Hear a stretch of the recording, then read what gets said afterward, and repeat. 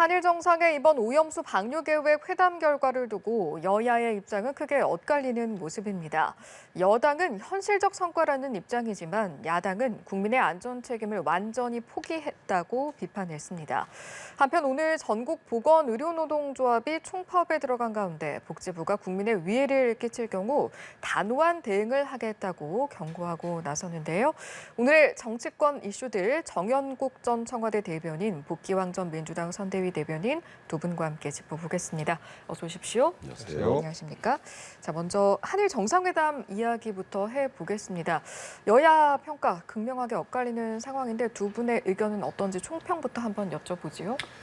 네, IAEA의 보고서에 대해서는 국제사회가 모두 존중한다는 입장 아니겠습니까? 사실상의 수용인데 이 부분에 대해서 양국 정상들이 양자회담을 하면서 이 부분에 대한 확답을 받아야 될 부분들이 있기 때문에 두 정상 간의 대화 내용은 이 부분에 상당히 비중이 주어질 수밖에 없는 것입니다. 네.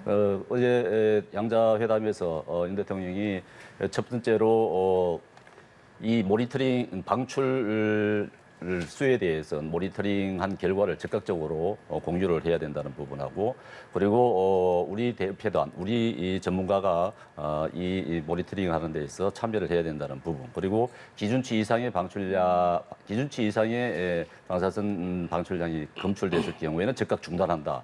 이런 세 가지 부분에 대해서 합의를 하고 기시다 총리로부터 확답을 받은 것 같습니다. 굉장히 진전된 모습이고 당연히 받아야 될 부분입니다. 그것은 우리 대통령으로 봤을 때는 우리 국민의 안전이 가장 기본적인 부분이기 때문에 당연히 받아야 될 부분이고, 또 이 부분에 대해서 좀 더 앞으로도 더 확장해서 지켜봐야 될 부분이라고 생각이 됩니다. 예. 말씀 듣고 깜짝 놀랐습니다. 합의한 적 없어요. 답변 받아온 거 아무것도 없습니다. 국민의힘에서 현실적 성과를 냈다라고 하는데 무슨 성과를 냈는지 한번 국민 여러분들에게 설명을 해줬으면 좋겠어요. 대통령의 공개 발언에서 오염수 관련된 말 단 한마디도 안 나왔습니다. 오히려 이제 북한의 그 미사일 발사와 관련된 이야기 중심으로 했고, 그 다음에 비공개 자리에서 말씀하신 그 세 가지 요구를 했다라고 말씀하시는데 맞아요. 맞는 요구죠. 하지만 그 이전에 대한민국 국민과 인류의 걱정이 많다. 오염수 방류에 대해서 재고해달라라는 말이 먼저 나와야 되는 것이고, 만약 불가피한 사정으로 방류가 어쩔 수 없다라고 한다면 이러한 조건들은 기본적으로 지켜져야 된다라고 말이 풀려져야지 정상인 것이죠. 그리고 문재인 정부 입장과 윤석열 정부 입장의 가장 큰 차이가 뭐냐면 이 두 번째예요. 한국 전문가가 오염수 검증 과정에 참여해야 된다라는 것이고, 오염수 방류 과정의 전 과정의 모니터링 요원으로 한국 전문가가 참여해야 된다라는 것이 그 방류에 대한 입장이었어요. 그런데 이제 이것을 방류 결정하고 나서 이게 이제 뒤이어서 말을 하고 있는 것인데, 기시다가 동의하는 것은 딱 한 가지입니다. 방류 기준치를 초과했을 때 방류를 중단한다. 이거는 기시다가 뭐라 그랬냐면 일본 국민의 안전을 위해서라도 방류는 중단합니다. 라는 이야기였어요. 그 나머지 모니터링에 대한 실시간 정보를 공유한다라는 말에 대해서 한마디도 안 했고, 그리고 한국 전문가의 참여에 대해서도 한마디도 안 했고, 한국의 대통령실은 이런 얘기를 했다라고 언론에 알렸는데 일본의 언론에서는 단 한마디도 이야기가 안 나왔습니다. 일본 외무성 그리고 일본 총리실에서는 이런 이야기를 아예 언급조차도 안 했다라는 것이 이번 회동의 팩트예요. 그래서 걱정하는 겁니다. 한국 정부에서는 이미 오염수 방류가 문제가 없다라는 정부 입장을 냈지 않습니까? 그러하기 때문에 일본에 대해서 후쿠시마 오염수 방류에 대한 대한민국 국민의 걱정과 전 인류의 걱정에 대해서 단 한마디도 하지 못하는 이런 회동에 대해서 국민의힘이 어떻게 현실적 성과를 냈다라고 주장하시는지, 어떤 성과를 냈는지 말씀 한번 듣고 싶어요. 참으로 답답합니다. 지금 IAEA 보고서에 대해서 지금 인정을 하지 않는 것 아닙니까? 국제사회가 모든 국가들이 다 인정을 하고 있는 상황에서 그것과 차이가 지금 있는 이야기예요. 그럼 지금 방류하지 말씀하신 말라, 것은. 방류 못하게 해야 된다. 이렇게 지금 우리나라가 지금 주장을 해야 되는 겁니까? 지금 어쩔 수 없는 방류로 가는 상황 아니겠습니까? 그렇다 그러면은 현실적인 대안을 마련해야지. 계속 그 말꼬리만 잡고 넘어간다 그러면은 그게 국민을 위한 일입니까? 그 국익을 위한 일이겠습니까? 그게 아니지 않습니까? 그러면 그 비공개 회담 자리에서 윤석열 대통령이 세 가지 사안을 요구를 했고 이제 거기에 대해서 일본 측에서 당장 내놓았던 것은 모니터링 정보를 한국 측과 공유를 한다. 근데 이제 우리가 요구했던 거는 전 과정에 대한 부분이었고 어쨌든 이제 바로 답변을 듣지 못한 부분들이 있는 거잖아요. 이 부분은 꼭 일본이 답변을 내놓을 거라고 보십니까? 기시다 총리가 우리 전문가의 파견에 대해서 즉답을 하지 않았다 이렇게들 지금 보도가 되고 있고 민주당에서 그렇게 그 부분에 대해서 비난을 하고 있는데 제가 보기에는 이 부분은 실무적인 판단이라고 생각이 됩니다. 앞으로도 좀 더 양국 간의 협의가 진전이 돼야 되겠습니다만은 IAEA가 끝까지 남아서 사무실을 운영하겠다고 하지 않았습니까? 거기에 우리 전문가가 파견돼야 되는 것이죠. 우리도 그 희망을 하는 것이고 우리뿐만 아니라 각국이 다 희망을 할 겁니다. 아마 우리가 감시를 해야 되겠다 하는 나라들이 많을 것이기 때문에 IAEA도 아마 각국이 다 참여를 하겠다 했을 때 어떤 대안을 내놓을지 그런 부분에 대한 판단이 있어야 될 것이고 앞으로 이제 진전되는 부분에 있어서 양국 간에 우리 전문가가 당연히 파견이 돼야 되는 것이죠. 그렇다 그러면은 일본은 실무적인 협의 과정에서 받아들일 수밖에 없는 그런 상황이 올 것이라고 봅니다. 상황상 당연히 받아들이는 수순으로 갈 것이다라는 말씀이신 거죠. 그러면 받아들이는 수순으로 갈 것이다라고 이제 전망을 해주셨는데 대변인께서는 어떤 말씀하실지 조금 전에 말씀드렸던 동의하십니까? 것처럼 아무런 답변을 안 했지 않습니까? 그리고 이런 요구는 이번에 갑자기 튀어나온 이야기가 아니라 문재인 정부 때 방류의 기본적인 조건들이었어요. 그럼에도 불구하고 아무런 답도 안 하고 한국 대통령이 비공개 회담에서 요구한 내용조차도 확인해주지 않고 있어요. 이것을 합의 됐다라고 말씀하시면 안 되는 것이고 설령 당장 합의가 안 됐다 할지라도 그렇게 일본에서 조치해 줄 것이다라고 하는 것은 그야말로 일본의 선의에 기댄 것밖에 더 되겠습니까? 외교라고 하는 것은 하나를 주면 하나를 받는 거예요.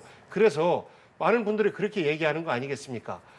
오염수 방류가 일본의 입장에서 불가피하다라고 한다면 그 불가피한 대신에 인접국인 대한민국과 그리고 인류에 대해서 어떠한 것을 내놓을 것이냐 일본에서 이런 것들을 주장하는 것이 당연한 거예요. 그런데 그런 것들이 모두가 다 생략돼 있고 공식적인 자리에서 우리가 과거에 불편하더라도 과거사 문제를 우리 역대 대통령들이 반드시 언급을 하고 넘어갔습니다. 최초의 회동을 할 때 역대 대통령 모두가 다 짚고 넘어갔어요. 왜? 우리 국민들의 정서가 그렇기 때문에 그래요. 그런데 이 오염수에 대해서 전 국민의 걱정이 있고 일본 국민들도 걱정을 많이 하는데 단 한마디도 공식 공개 언급이 없었다라고 하는 것은 그야말로 한국 대통령의 모습이 실망스러울 수밖에 없었던 것 아닌가 싶습니다. 말씀하신 문재인 정부의 기본적 조건이라고 말씀하시는데 맞습니다. 그게 우리 지금 이 정부에서 하고 있는 것이 문재인 정부의 기조 그대로 가는 것 아니겠습니까? 문재인 정부 때 그렇지 않았습니까? 외교부 장관들, 역대 장관들 다 그렇게 얘기했습니다. IAEA의 조사가 국제적 기준에 맞다면은 거기에 대해서 반대할 명분이 없다고 얘기하지 않았습니까?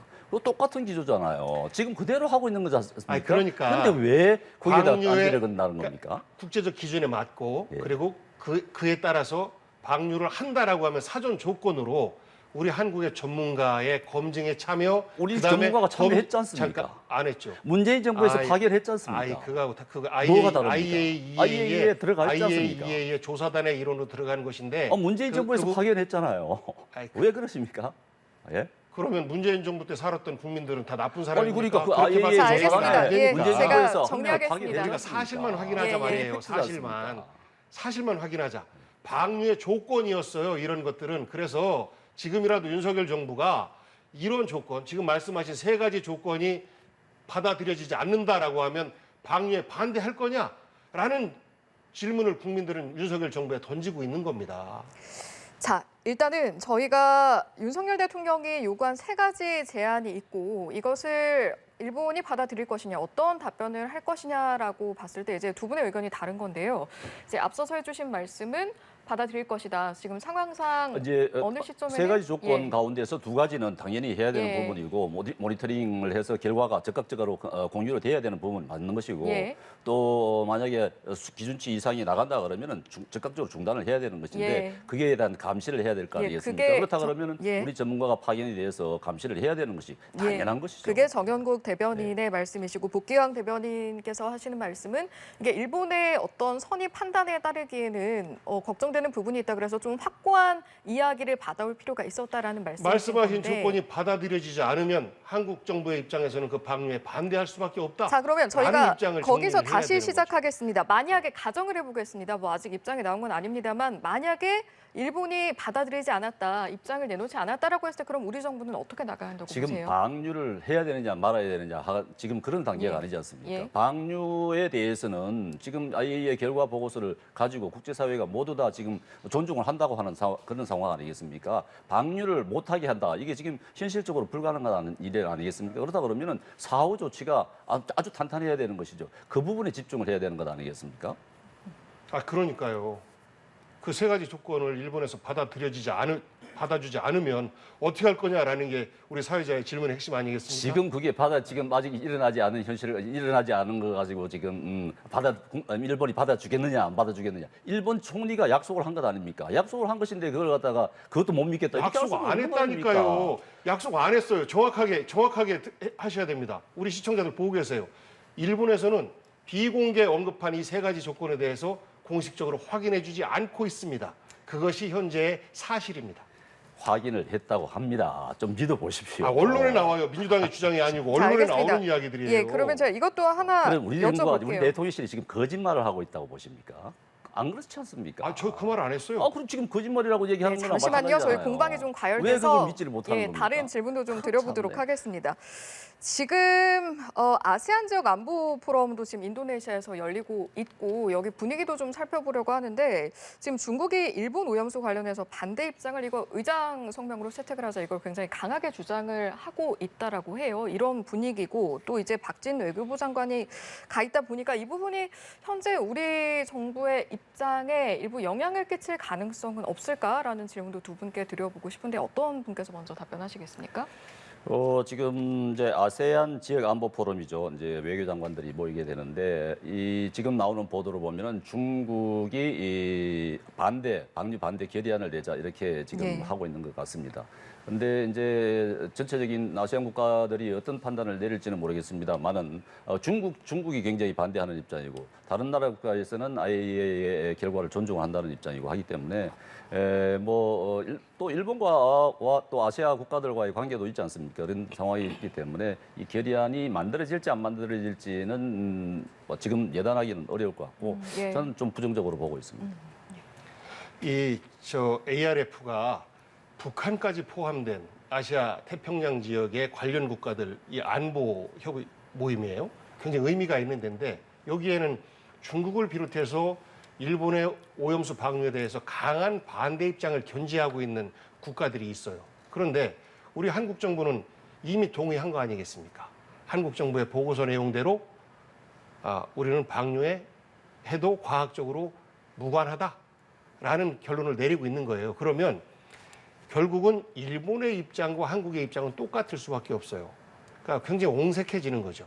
가장 가까운 인접 국가인 대한민국에서 만약에 오염수 방류에 대한 여러 가지 걱정과 우려를 표현하면서 최소한 반대는 아니더라도 걱정과 우려에 대한 강력한 메시지는 의장국에서 나와야 된다라고 주장하면 저는 그 정도는 충분히 실릴 것이다라고 예상을 해요. 그런데 대한민국이 여기에 대해서 아예 입장을 밝히지 않으면 결국은 찬반 국가들의 입장 차이만 확인하고 의장국 공동성명은 채택되기 어려운 상황인데 저는 그 키를 우리 대한민국에 쥐고 있다라고 생각해요. 우리 박진 외교부 장관 비롯해서 반대가 어렵다라고 하면 강력한 우려의 메시지 대신에 후속 조치의 메시지 이런 것들이 담길 수 있는 키는 우리 정부에 달려 있다라고 저는 생각합니다. 이게 방류를 환영하는 나라가 어디 있겠습니까? 당연히 싫어하죠. 누구나가 다 마찬가지 아니겠습니까? 그건 상식적인 것 아니겠습니까? 모든 사람들이 다 걱정을, 모든 국민들이, 모든 나라들이 다 걱정하고 우려를 하죠. 그렇지만은 현실적으로 불가하다, 현실적으로 방류가 불가피하다 그러면은 그 말씀하신 대로 후속 조치에 대한 탄탄한 점검이 필요한 것이고 거기에 대한 대비가 필요한 것이죠. 국가 간에 그런 부분에 대한 논의가 더 집중이 될 수밖에 없는 그런 상황 아니겠습니까? 뭐 결의안이 반대 결의안이 방류 반대 결의안이 나오기는 지금은 어렵지 않은 예. 단계가 아닌가 싶습니다. 예. 말씀 안 하셔도 아무 말도 안 되겠습니까? 나올 것 같아요. 한번 예. 보시죠. 자, 알겠습니다. 저희가 이제 국제회의 이야기를 계속하게 되는데 나토 정상회의에 참석 중인 윤석열 대통령 또 이런 일도 있었습니다. 얼마 전에 북한이 도발을 했고요. 그리고 윤석열 대통령이 북한의 ICBM 발사에 대해서 현지에서 새벽에 이제 NSC 긴급 회의를 열었습니다. 그리고 또 5년 만에 나토 정상회의에서 북미사일 교탄 성명이 나왔는데 이 같은 대처 움직임은 어떤 평가하시겠습니까? 잘한 거죠. 북한에서 이제 ICBM 발사를 했고 이것에 대한 위기 관리를 대통령이 출장 중에도 한다라고 하는 것은 매우 바람직한 모습이라고 생각해요. 예. 그런데 이제 그것이 나토에 가서 나토 회원국들에게 북한의 미사일 발사의 위험성을 대한민국이 가장 먼저 앞장서서 알리고 북한에 대한 제재를 강화해야 된다라고 주장하고 하는 것은 아마 다른 나라들이 고개를 깨우뚱할 것 같아요. 저 사람들 같은 민족 아닌가? 독일처럼 얼마 있어서 통일돼야 될 나라 아닌가? 그런데 왜 이렇게 싸우려고 하지? 본인들이 앞장서서 예를 들어서 미국과 중국의 사이에서 어려운 외교적 상황이 있다라고 하면 그 속에서 어려움들에 대한 지혜를 구하는 것이 바른 외교의 자세일 텐데 오히려 앞장서서 북한과의 갈등을 이야기하는 모습은 다른 외국에서 볼 때 납득을 하기 어렵다, 어려울 것이다라고 저는 생각하고 그렇다고 해서 북한의 ICBM 발사가 잘 됐다라는 건 아니에요. 그리고 NSC 소집 매우 잘한 것인데 저는 최소한 그 외국에 가서는 한 민족으로서의 공통점에 대한 주장 이런 것들은 최소한 대한민국이 해야 되는 것 아닌가 싶습니다. 예. 그 나토 국가들, 특히 유럽 국가들도 이 북한의 위협에 대해서는 굉장히 심각하게 바라보고 있습니다. 먼 나라가 아닙니다. 지금 ICBM 자체가 유럽까지, 미국 도달하고 유럽까지도 다 도달하는 것 아니겠습니까? 자기 나라의 문제입니다. 때문에 지금 말씀하신 물론 타국이 자기 민족 간에 왜 저렇게 서로를 싸우고 이해하지 못하느냐 이렇게 말씀을 할 것 같다 그러지만 사실 실제는 그렇지 않습니다. 그 나라들이 굉장히 위험한 국가로 보고 있습니다. 북한을 그렇게 보고 있어요. 그렇기 때문에 이 지금 나토와 우리 정부와의 군사 기밀 정보 공유 이런 부분은 이번에 굉장한 진전입니다. 큰 성과를 거뒀다고 해도 과언이 아닙니다. 사실 이런 군사 정보 체계를 서로 공유를 하겠다는 것은 예. 나토가 그만큼 이제 지금은 우리 태평양 국가 연합뿐만 아니고 대서양 연합 국가들과도 하나가 다 될 수밖에 없는 그런 상황이기 때문에 북한이 지금 이 ICBM을 어디든지 날릴 수 있는 그런 상황 아니겠습니까? 세계 어디든지 날릴 수 있는 그런 상황이기 때문에 이런 군사 정보 공유를 할 수 있는 체계에 나토 회원국은 아닙니다만은 거의 준 회원국에 가까울 정도로 그 정도의 대우를 받고 앞으로 그렇게 진전이 된다 그러면 굉장한 성과를 볼 수 있는 것이죠. 알겠습니다. 자, 복귀양 대변인께서 다소간의 아쉬움을 말씀하긴 하셨습니다만 그래도 NSC 상임위 소집을 비롯해서 현재서에 대한 대처 자체는 두 분 모두 긍정적으로 평가를 해주신 걸로 보였는데요.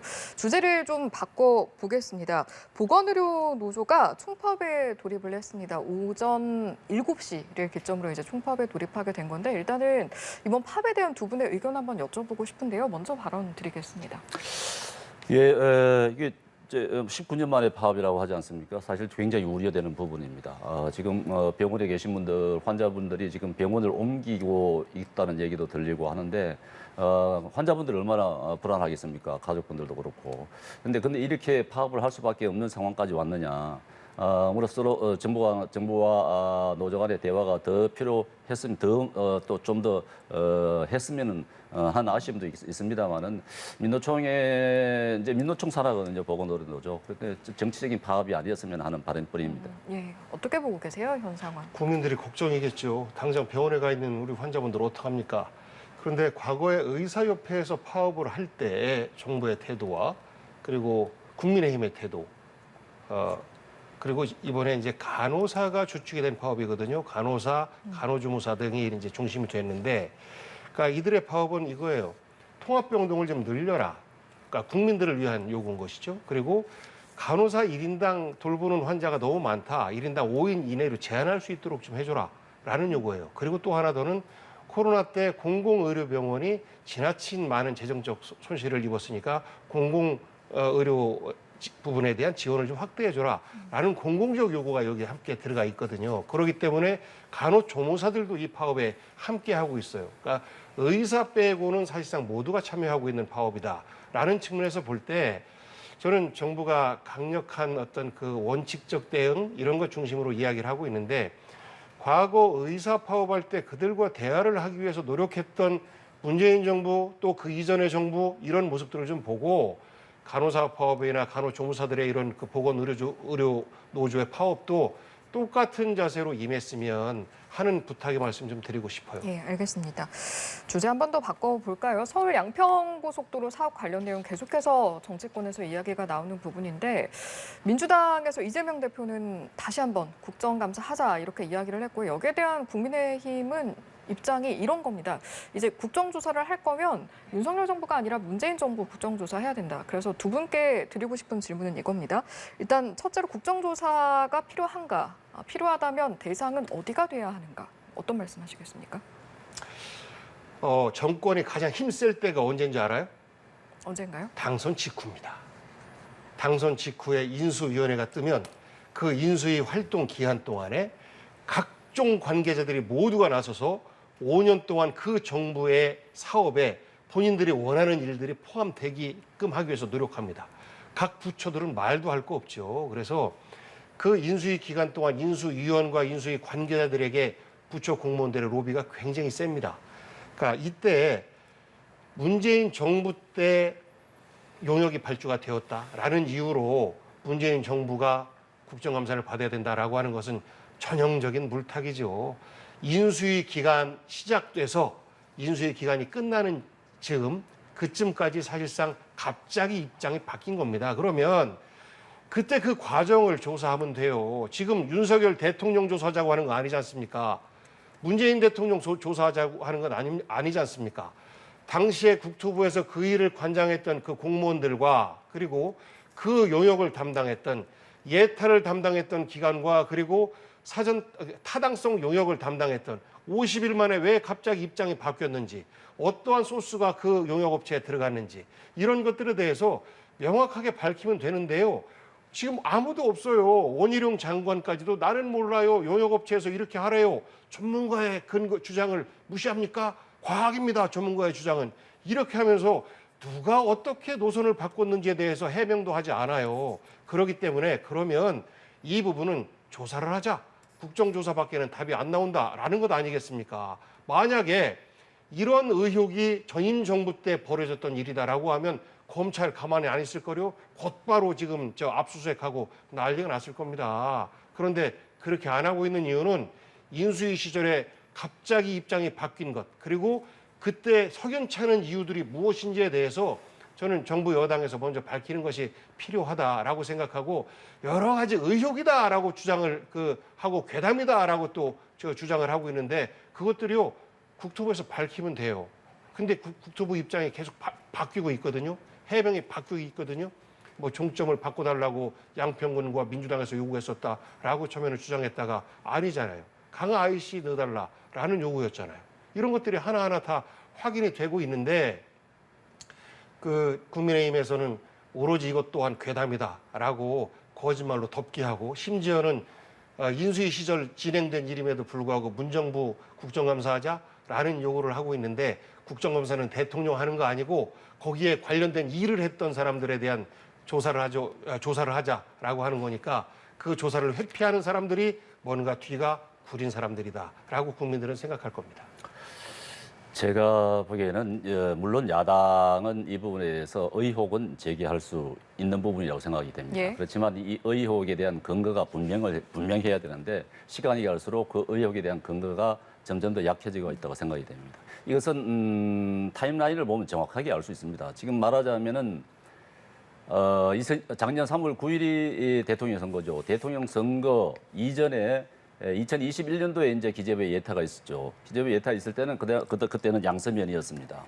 양서면이었는데 2002년 1월 달에 이제 문재인 정부의 국토부죠. 국토부에서 이 부분에 대한 타당성 조사를 실시하기 위해서 용역 업체를 선정하기 위해서 입찰 공고를 냅니다. 그 당시에 그 입찰 공고를 낼 때 대한노선 선정에 대한 것이 그 과업의 내용으로 범위에 포함이 되어 있습니다. 명시가 되어 있어요. 대한노선 선정. 왜냐하면 예타 때에 그 노선에 문제가 있으니까 타당성 조사 때 대한노선을 검토해 보자 하는 부분이 명시가 되어 있어요. 그때 그 이후에 이제 3월 9일이 대선이고 대선 이후 6일 뒤인가요? 그때 그 6일 뒤쯤 이제 그 이용역 업체 두 예. 곳이 선정이 되는 것입니다. 그렇기 때문에 용역을 시작할 때 그리고 대한노선을 검토해보라 명시를 한 것은 그 당시에 국토부입니다. 그러니까 말하자면 문재인 정부 때 국토부인 거예요. 그런데 지금 와서 그 용역 업체 그렇게 해서 선정된 용역 업체가 5월 달에 이제 대한노선 지금 말하자면 강상면을 종점으로 하는 노선을 내놓은 것이죠. 이것이 가장 적합한 노선이다 해서 국토부에 보고를 한 거예요. 근데 지금 말하자면 원희룡 장관이 자기 취임한 사흘 뒤라는 것 아니겠습니까? 그렇기 때문에 자기는 이제 관여를 하지 않았다는데 거기에 관여할 시간적 여유가 사실 없었던 것이고 실제로 그 국토부 용역 업체를 선정한 국토부 그리고 대한노선을 검토해 보라고 명시한 그 주체가 문재인 정부 때 국토부였던 것입니다. 그렇기 때문에 그 국토부가 전문 용역 업체를 선정을 해서 결과를 내놨는데 그러면 그 결과에 대해서 지금 와서는 그게 아니다.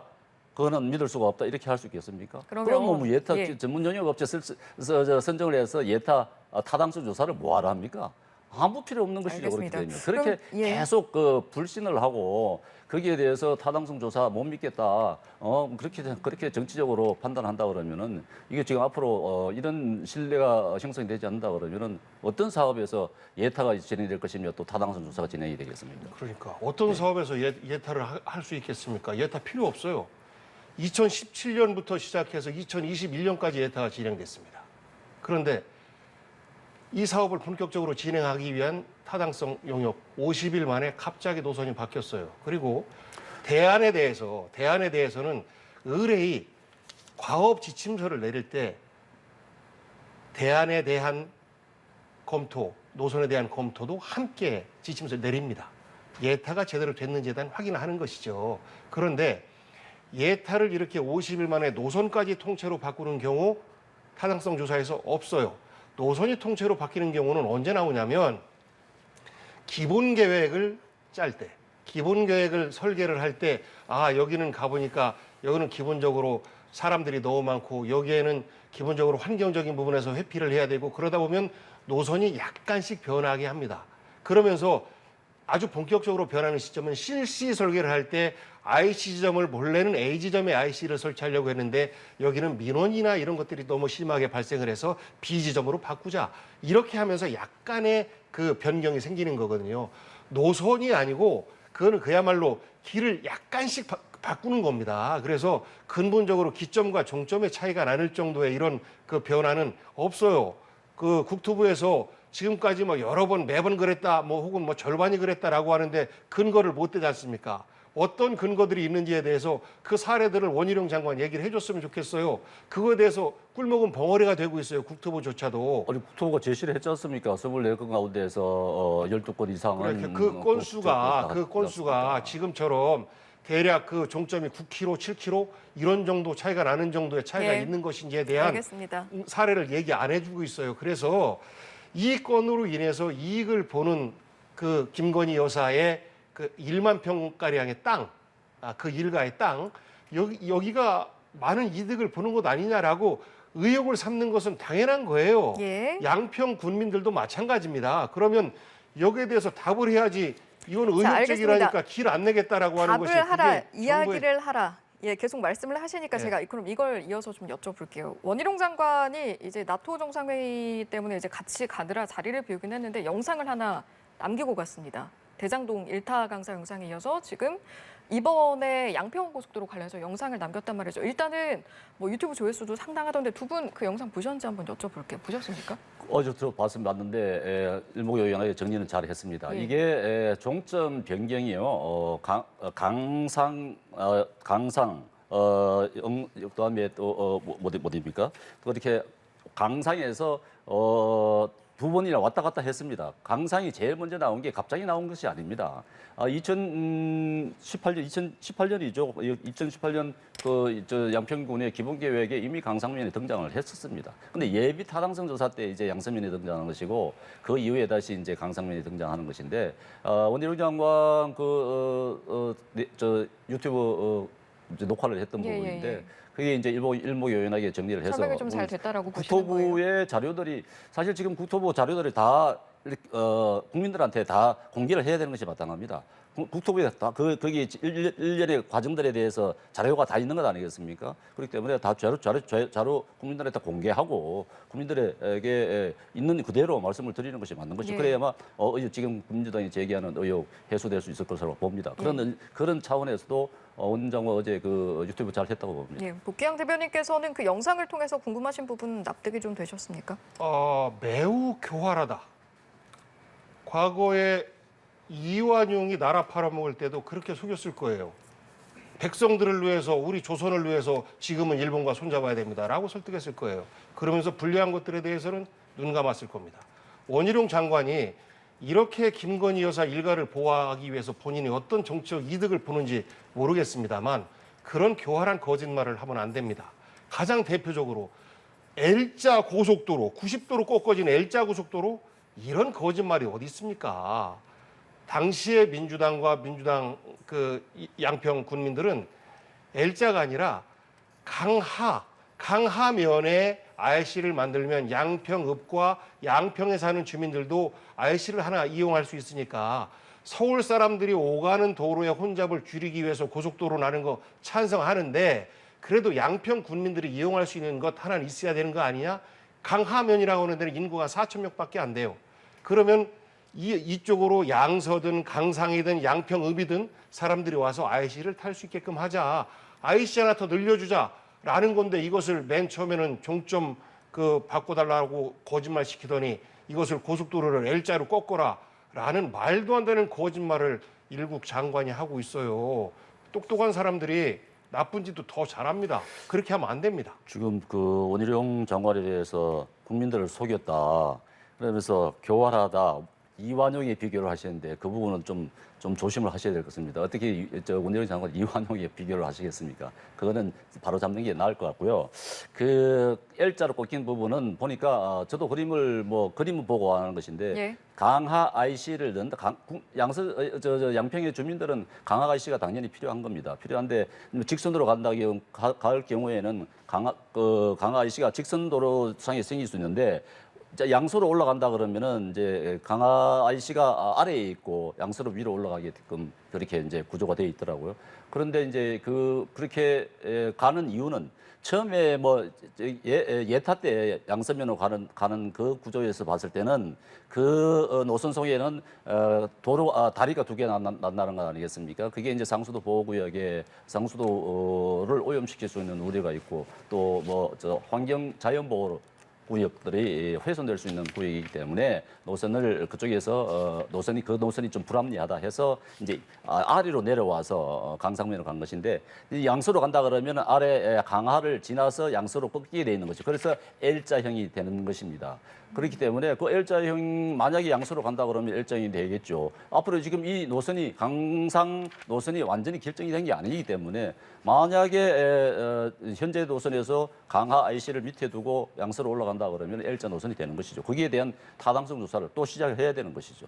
거기 타당성에서 해야 되는 그러면 지금 민주당이 이게 바보입니까? 고속도로를 90도 꺾는 고속도로를 만들자고 할 정도로 그렇게 바보예요? 그리고 상수원 보호지역 지나간다라고 하는데 양평군 전체가 다 상수원 보호지역이고 그리고 변경안이 됐을 경우에 실제 다리 수가 더 늘어나고 터널 수가 더 늘어납니다. 많이 늘어나요.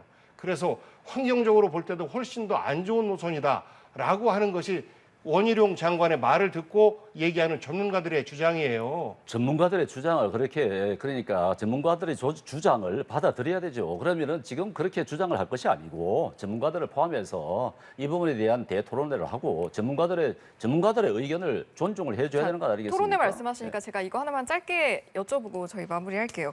지금 원희룡 장관이 이재명 대표와 그러면은 여기 관련해서 토론을 좀 해보자 이렇게 좋을 것 이야기를 같습니다. 했거든요. 근데 예. 지금 입장차가 여야가 워낙 크다 보니까 이 필요성에 대해서 짧게 여쭤보고 했는데 일단은 뭐 필요하다라고 하셨고 네, 원희룡 장관이 대변인께서는 먼저 뭐 이재명 예, 대표에게 토론회를 하자. 예. 굉장히 좋은 것 같습니다. 이재명 대표 응해줬으면 좋겠습니다. 받아들여라라는 말씀이시고요. 원희룡 장관은 지금 최재관 양평 지역위원장의 공개 토론 요청을 간절하게 하고 있어요. 그거부터 받아라. 그리고 하려면 이재명 대표는 그 당 대표들끼리 해야지. 뭐 본인 격을 높이기 위해서 그렇게 알겠습니다. 열심히 노력합니다. 우선순위는 따로 있다는 말씀이셨고요. 저 여기까지 듣고 마무리 짓겠습니다. 오늘 이 시간은 복귀왕전 민주당 선대위 대변인 정연국 전 청와대 대변인 두 분과 함께했습니다. 고맙습니다. 감사합니다.